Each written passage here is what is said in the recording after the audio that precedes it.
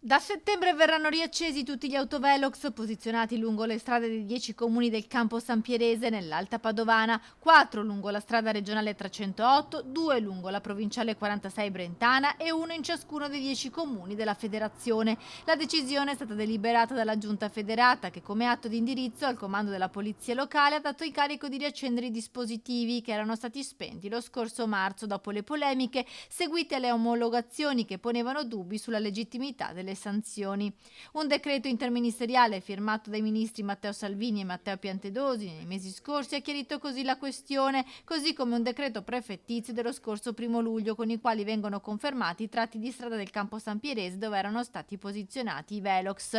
L'atto firmato dalla Giunta dei Sindaci è stato un segnale di responsabilità che ci vede come sempre in prima linea nelle decisioni, a volte anche impopolari, ma che sono rivolte come sempre alla sicurezza dei nostri cittadini, ha spiegato in una nota il presidente di turno della federazione Walter Gallo, sindaco di Campodarsego.